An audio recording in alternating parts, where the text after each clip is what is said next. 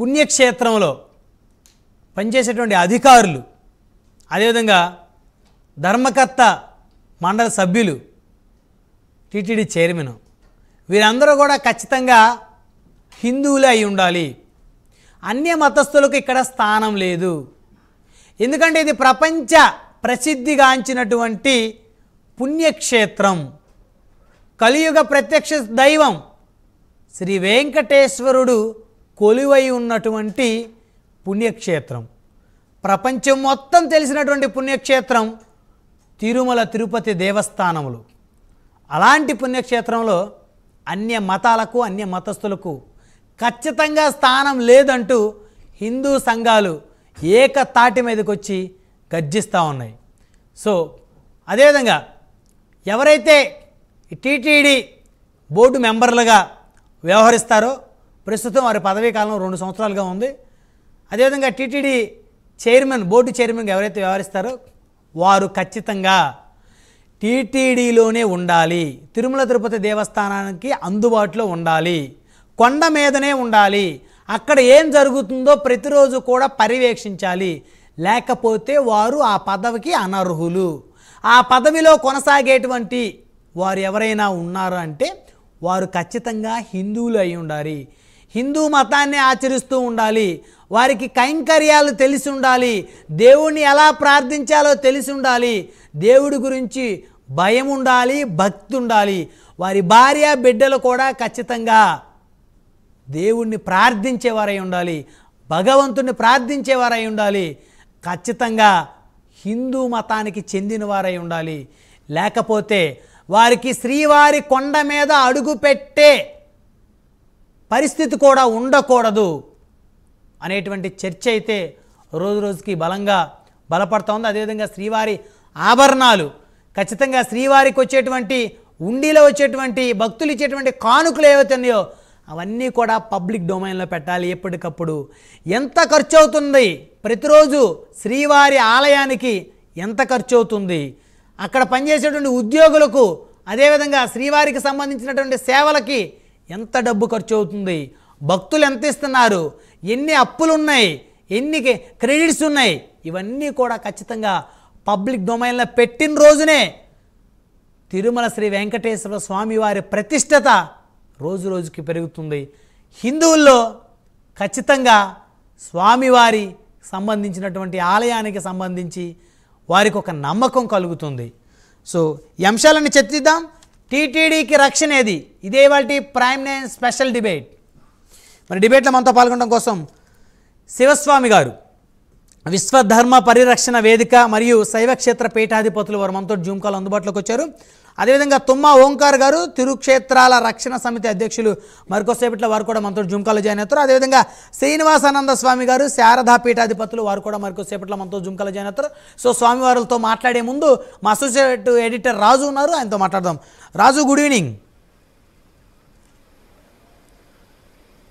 Good evening Brahmanayudu. So ఆలయాల పరిరక్షణకు కొత్త చట్టాలు రావాల్సినటువంటి అవసరం ఉంది అనేటువంటి వాదన హిందువుల్లో బలపడుతుంది. ఎందుకంటే భారతదేశం అంటే ఇది హిందుత్వ దేశం, హిందూ దేశం.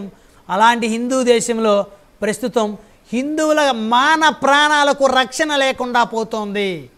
హిందూ దేవాలయాలు ఈ ప్రభుత్వాలకి ఆదాయ మార్గాలుగా చూపబడతా ఉన్నాయి. హిందూ దేవాలయాలకు సంబంధించి లెక్క పత్రాలు ఉండే పరిస్థితి లేకుండా పోతుంది. భక్తులు ఇచ్చేటువంటి కానుకలు పక్కదారి పడతా ఉన్నాయి. అసలు ఏం జరుగుతూ ఉంది, ఏ విధమైనటువంటి చర్యలు తీసుకోవాల్సిన అవసరం ఉంది? రాజకీయ నిరుద్యోగులు మరి చాలా దేవాలయాలకి చైర్మన్లుగా, బోర్డు మెంబర్లుగా నియమించబడతా ఉన్నారు.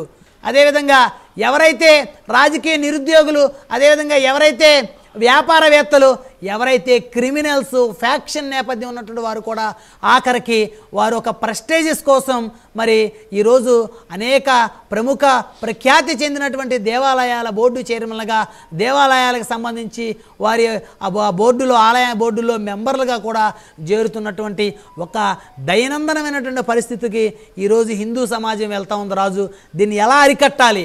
ఈరోజు హిందువులు అందరూ ఏకతాటి మీదకి వచ్చి మరి గర్జిస్తూ ఉన్నారు. మరి ఏం జరగబోతోంది? ప్రభుత్వాలు ఏ విధమైనటువంటి చర్యలు తీసుకోవాల్సిన అవసరం ఉంది? రైట్ బ్రహ్మనాయుడు, మొత్తానికి మనం చూస్తున్నాం గత కొంతకాలంగా తిరుమల తిరుపతి దేవస్థానానికి సంబంధించి జరుగుతున్నటువంటి అనేక వివాదాలు మనం చూస్తున్నాం. ఇప్పుడు తాజాగా వచ్చినటువంటి లడ్డూల నెయ్యికి సంబంధించి కల్తీ జరిగింది అని చెప్పేటటువంటి అంశం ఈరోజు దేశవ్యాప్తంగా ఒక కొత్త చర్చకు దారితీసింది. అదేంటి అంటే ఎస్పెషల్లీ హిందువులకు సంబంధించి కావచ్చు, అలాగే ముఖ్యంగా ఇక్కడ ఉన్నటువంటి దేవాలయాలకు సంబంధించినటువంటి పరిపాలనా వ్యవహారాల్లో రాజకీయ జోక్యం ఉండకూడదు అనేటటువంటి ఒక కొత్త వాదన తెరపైకి వచ్చింది. ఈ వాదన ఎప్పటి నుంచో ఉన్నప్పటికీ కూడా ఇంప్లిమెంట్ చేయాల్సినటువంటి సమయం ఆసన్నమైంది అనేది ఇక్కడ మనకు స్పష్టంగా తెలుస్తోంది. తిరుమల తిరుపతి దేవస్థానం రోజు కొన్ని వేల కోట్ల రూపాయల ఆస్తులు ఉన్నటువంటి ఆలయం, అంతేకాకుండా ప్రపంచంలోనే అత్యంత సంపన్న దేవుడిగా పేరుకాంచినటువంటి తిరుమల శ్రీవారికి జరుగుతూ ఉన్నటువంటి ఇలాంటి ఈ అరాచకాలు కావచ్చు, అంతేకాకుండా అపచారాలు ఏవైతే ఉన్నాయో వీటికి చెక్ పెట్టాల్సినటువంటి బాధ్యత ప్రతి ఒక్కరి మీద ఉంది. ఆ సమయం కూడా ఆసన్నమైంది. ఇక తిరుమల తిరుపతి దేవస్థానానికి సంబంధించి ధర్మకర్తల మండలి ఏర్పాటు చేసేటటువంటి సందర్భంలో తీసుకోవాల్సినటువంటి పరిస్థితులు ఏంటి అంటే, ఇక్కడ ఇప్పటి వరకు కూడా మనం చూసాం, గతంలోనే చెప్పాం, ప్రైమ్ లైన్ న్యూస్ కొన్ని సాక్ష్యాధారాలను కూడా వెలుగులోకి తీసుకొచ్చింది. అక్కడ లిక్కర్ స్కామ్లో నిందితుల్ని టీటీడీ ధర్మకర్తల మండలిలో సభ్యులుగా వేశారు. అలాగే ఒక 900 కోట్ల రూపాయలు ప్రజల్ని ముంచేసినటువంటి ఒక చీటర్కి తీసుకొచ్చి తిరుమల తిరుపతి దేవస్థానంలో బోర్డు సభ్యులుగా అవకాశం కల్పించారు.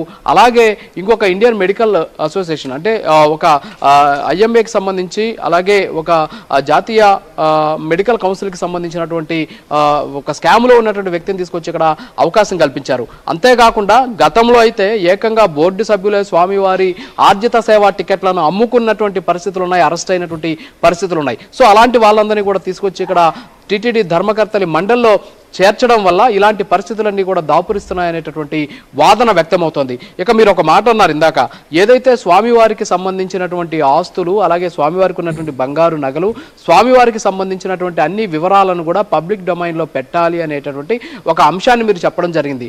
ఎస్, ఖచ్చితంగా తిరుమల తిరుపతి దేవస్థానానికి సంబంధించి ప్రతిరోజు కూడా స్వామివారికి ఆస్థానం అనేటటువంటి ఒక కొలువు లాంటి కార్యక్రమం జరుగుతుంది. అందులో స్వామివారికి ముందు రోజు వచ్చినటువంటి ఆదాయము, అలాగే రాబడితో పాటు లాభ నష్టాలకు సంబంధించి ఖర్చు వివరాలతో పాటు జమా ఖర్చులకు సంబంధించినటువంటి వివరాలను కూడా స్వామివారికి నివేదించడం అనేది ఈరోజు మనం చెబుతున్నది కాదు. స్వామివారే స్వయంగా ఏర్పాటు చేసుకున్నటువంటి ఒక కొలువు ఆస్థానంలో ఇది ఒక క్రతువుగా జరిగేటటువంటి అంశం. అయితే ఇది ప్రజలకు తెలియాల్సినటువంటి అవసరం ఎంతైనా ఉంది.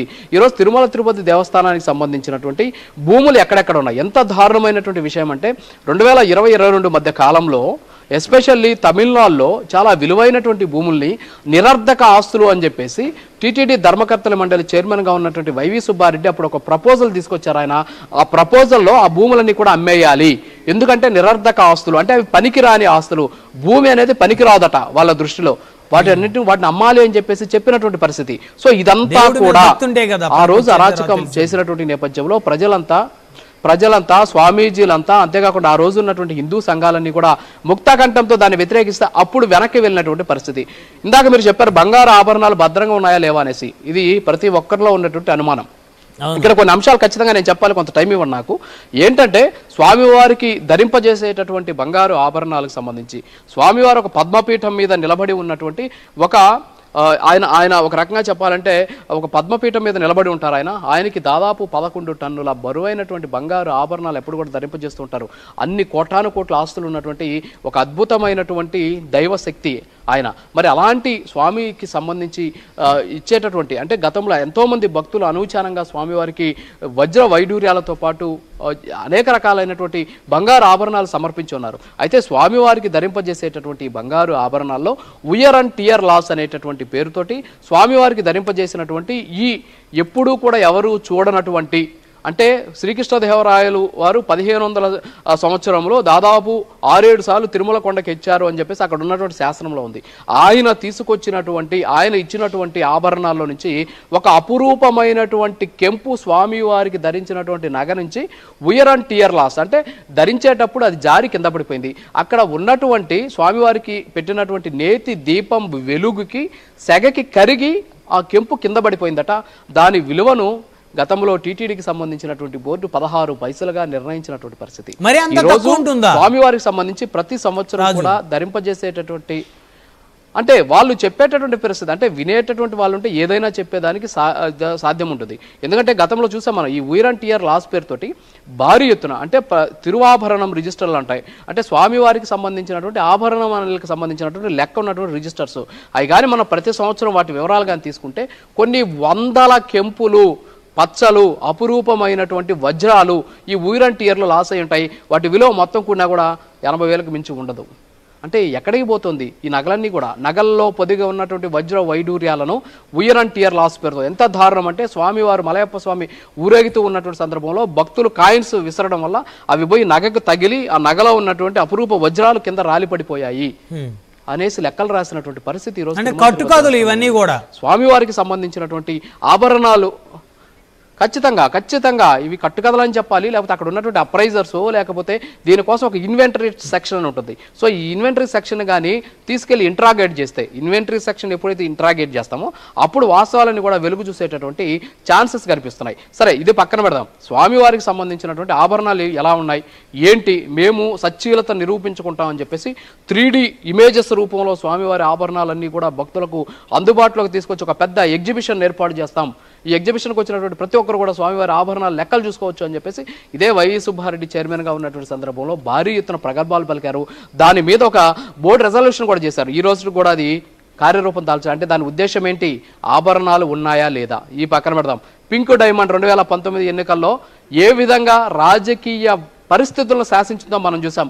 లేని పింక్ డైమండ్ ఉందని చెప్పేసి దాన్ని తీసుకెళ్లి జెనీవాలో చంద్రబాబు నాయుడు అమ్మేశాడని చెప్పేసి అప్పట్లో రమణ దీక్షితుని ఏ విధంగా వాడుకొని ఆ పింక్ డైమండ్ కథ సృష్టించారో చూసాం.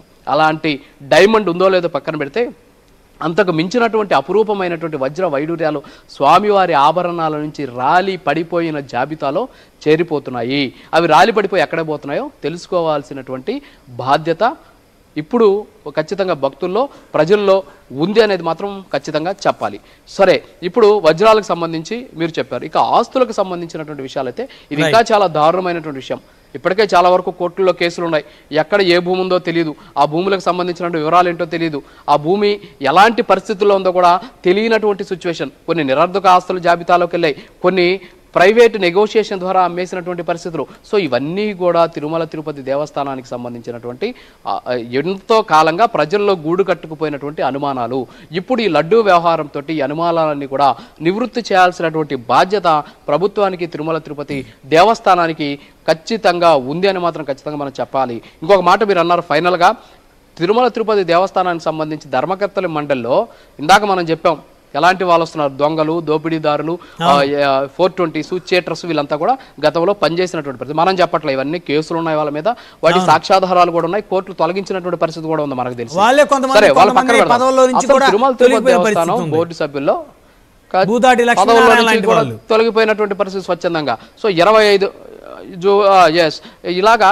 మంది ఉంటారు. అంటే టీటీడీ చైర్మన్తో కాకుండా ఇంకొక 24 మంది సభ్యులు అక్కడ ఉంటారు. అంతేకాకుండా వాళ్ళ అవసరమైతే జంబో బోర్డులు కూడా వేసుకుంటారు, అది వేరే విషయం.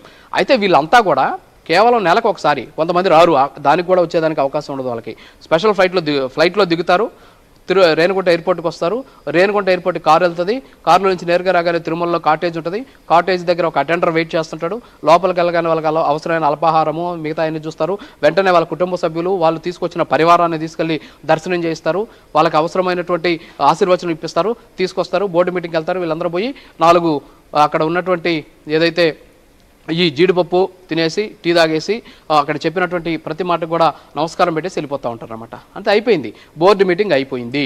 అయితే ఇక్కడ మనకు తెలియాల్సినటువంటి విషయం ఏంటి అంటే, ఎస్పెషల్లీ ఈ సంఘటనకి సంబంధించి ప్రతి ఒక్కరూ కూడా తెలుసుకోవాల్సిన విషయం ఏంటంటే, టీటీడీ ధర్మకర్తల మండలిలో సభ్యులుగా ఉన్న, చైర్మన్గా ఉన్న వీళ్ళు ఎన్ని సంవత్సరాలు పదవిలో ఉంటారో వాళ్ళు అన్ని సంవత్సరాలు తిరుమలలో ఉండాల్సిందే. ఉంటే భక్తుల బాధలు తెలుస్తాయి. ఫర్ ఎగ్జాంపుల్ భక్తులు ఉన్నారు, భక్తులకు సంబంధించినటువంటి సమస్యలు ఎవరు చెప్పుకోవాలి? టీటీడీ చైర్మన్ అందుబాటులో ఉన్నాడు, టీటీడీ బోర్డు మెంబర్లు ఉంటారు, కనీసం అక్కడ ఏం జరుగుతుందో కూడా తెలియదు. ముందు టీటీడీలో బోర్డులో వేసేటటువంటి వాళ్ళకి ముందుగా వాళ్ళకి శిక్షణ ఇవ్వాలి. 1 నెల 2 నెలలు శిక్షణ ఇచ్చిన తర్వాత ఆధ్యాత్మికత అంటే ఏంది ఇవన్నీ చెప్పిన తర్వాత మాత్రమే ఈ వివరాలను కూడా తెలుసుకునేటటువంటి ప్రయత్నం చేస్తే బాగుంటుంది అనేటటువంటి పరిస్థితి ఉంది. సో మొత్తానికి ఇప్పుడు ఉన్నటువంటి సిచ్యువేషన్ ఏదైతే ఉందో ఈ సంఘటనలకు సంబంధించి ఖచ్చితంగా చర్చ జరగాలి. ఇప్పుడు మన ప్యానెల్లో ఉన్నటువంటి శివస్వామి గారు కావచ్చు, అంతేకాకుండా శ్రీనివాసానంద స్వామి కావచ్చు, ఇకపోతే మిత్రుడు ఇప్పుడు తుమ్మా ఓంకార్ కావచ్చు. సో వీళ్ళంతా కూడా గతంలో అనేక సందర్భాల్లో ఇక్కడ జరుగుతున్నటువంటి అన్ని అంశాలకు సంబంధించి చాలా వరకు కూడా ఆందోళన చేసినటువంటి వాళ్ళే. సో వీళ్ళంతా కూడా దీని మీద చర్చించిన తర్వాత ఖచ్చితంగా కొన్ని నిర్ణయాలు తీసుకోవాలి. ఇవాళ మనం చెప్పినటువంటి ప్రైమ్ న్యూస్ ద్వారా మనం గతంలో చెప్పినటువంటి అంశాలు ఏవైతే ఉన్నాయో ఈ అంశాలన్నీ కూడా తాజాగా ప్రభుత్వం ఇనిషియేట్ తీసుకుంటుంది. మనమే చెప్పాం, ఎవరు కూడా నేర చరిత్ర ఉన్నటువంటి వాళ్ళు ఉండకూడదు అనేసి వాళ్ళ జాబితాతో సహా మనం ప్రత్యేక కథనాలు ఇచ్చినటువంటి నేపథ్యంలో చంద్రబాబు నాయుడు సీఎం అలాగే పవన్ కళ్యాణ్ డిప్యూటీ సీఎం ఇద్దరూ కూడా నేర చరిత్ర ఉన్న వాళ్ళని ఎట్టి పరిస్థితుల్లో కూడా తీసుకునేందుకు లేదు అని చెప్పేసి వాళ్ళు ప్రకటించారు. అంతేకాకుండా నెయ్యికి సంబంధించిన కాంట్రాక్ట్ వ్యవహారాల్లో ఏం జరిగింది అన్ని వివరాలు కూడా ఒక్కొక్కటిగా మనం వెలుగులోకి తీసుకొస్తున్నాం. ఖచ్చితంగా ప్రైమ్ న్యూస్ ద్వారా స్వామీజీ ఎవరైతే ఇప్పుడు మన ప్యానెల్లో ఉన్నటువంటి వాళ్ళు అనేక పోరాటాలు చేశారు, వాళ్ళని చాలా రకాలుగా ఇబ్బందులు పెట్టారు, ఆర్థికపరమైనటువంటి అంతేకాకుండా ఉన్నటువంటి సమస్యలు ఎన్ని ఉన్నప్పటికీ కూడా కేవలం తాము నమ్ముకున్నటువంటి ధర్మ మార్గాన్ని విడనాడకుండా వీళ్ళు చేసినటువంటి ప్రతిదానికి కూడా మనం వాళ్ళ అడుగులు అడుగుదాం, వాళ్ళ గొంతులో గొంతు కలిపి ఖచ్చితంగా వాళ్ళకి అండగా ఉంటూ తిరుమల తిరుపతి దేవస్థానం రక్షణే కాకుండా దేవ ఆదాయము ధర్మ ఆదాయం అనే రెండింటిని కూడా పక్కన పెట్టేసి ఈ కామన్ గుడ్ ఫండ్ అంటే దేవుడు పోయి ప్రభుత్వాలకి కప్పం కట్టేటటువంటి పరిస్థితి ఎంత దారుణం అంటే ప్రతి టెంపుల్ 6A టెంపుల్స్ అని ఉంటాయి. ఈ 6A టెంపుల్స్ వాళ్ళు సంపాదించినటువంటి హుండీ ఆదాయము లేదు వాళ్ళకు వచ్చినటువంటి ఆదాయంలో నుంచి కొంత పర్సంటేజ్ని ప్రభుత్వానికి ట్యాక్స్ కట్టాలి. దేవుడు ఈ రోజు ప్రభుత్వానికి ట్యాక్స్ కడుతున్నాడు. ఎందుకు కట్టాల్సినటువంటి పరిస్థితి? ఎందుకు అలాంటి పరిస్థితి వస్తుంది? కామన్ గుడ్ ఫండ్ అనేసి కొంత ట్యాక్స్ కట్టాలి, కొంత పర్సంటేజ్ కట్టాలి. ఈ ఎండోమెంట్ అడ్మినిస్ట్రేటివ్ ఫండ్ అని చెప్పేసి కొంత కట్టాలి. ఎందుకు కట్టాలంటే భక్తులంతా కూడా దర్శనానికి వెళ్ళి దర్శనంలో ఉన్నటువంటి దర్శనాలు చేసుకొని హుండీలో డబ్బులు వేసి వస్తే ఆ డబ్బుల్ని ప్రభుత్వానికి దేవుడు ట్యాక్స్ కట్టాల్సినటువంటి దుస్థితి ఇప్పుడు మన దేవాదాయ ధర్మాదాయ శాఖలో ఉంది. ఇది చాలా దయనీయమైనటువంటి సిచ్యువేషన్ అని మాత్రం స్పష్టంగా చెప్పవచ్చు. Thank you Raju. So Shivaswami గారితో మాట్లాడదాం. విశ్వధర్మ